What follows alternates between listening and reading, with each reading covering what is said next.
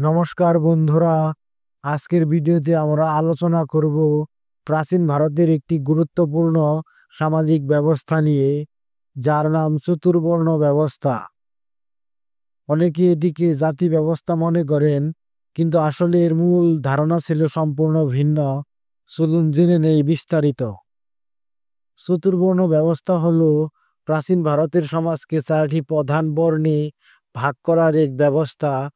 ঋগ্বেদ, মনুস্মৃতি এবং মহাভারত সহ বহু শাস্ত্রে এর উল্লেখ আছে। এই চারটি বর্ণ হল ব্রাহ্মণ, ক্ষত্রিয়, বৈশ্য, শূদ্র। ব্রাহ্মণ জ্ঞান, শিক্ষা, ধর্মীয় আচার ও দর্শনের দায়িত্বে ছিলেন। পুরোহিত, গুরু এবং পণ্ডিত শ্রেণী এরা। ক্ষত্রিয় সমাজের শাসন ও সুরক্ষার দায়িত্বে ছিলেন। রাজা, যোদ্ধা এবং প্রশাসনিক প্রধানরা এই শ্রেণীর অন্তর্ভুক্ত।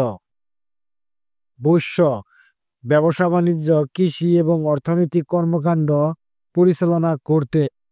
শূদ্র সাধারণ শ্রমজীবী ও সেবাদানকারী শ্রেণী ছিলেন। চতুর্বর্ণ ব্যবস্থার আসল উদ্দেশ্য ছিল গুণ এবং কর্ম অনুযায়ী মানুষের দায়িত্ব ভাগ করে দেওয়া। যেমন, জ্ঞানে দক্ষ হলে মানুষ ব্রাহ্মণ হতে পারত, শক্তি ও সাহসে পারদর্শী হলে ক্ষত্রিয়, ব্যবসায়িক বুদ্ধি থাকলে বৈশ্য এবং পরিশ্রমী হলে শূদ্র।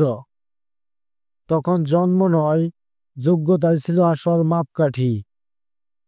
কিন্তু সময়ের সাথে সাথে এই ব্যবস্থা জন্মভিত্তিক হয়ে ওঠে, যা পরবর্তীতে জাতি ব্যবস্থায় রূপ নেয়।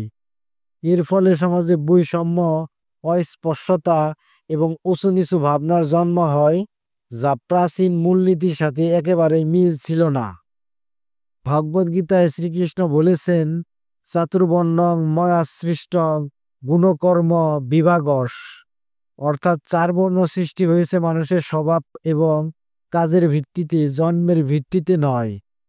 এটি বোঝায় যে সমাজের প্রতিটি কাজই গুরুত্বপূর্ণ এবং সবার ভূমিকা মিলিয়েই গড়ে ওঠে একটি সুসংগঠিত সমাজ।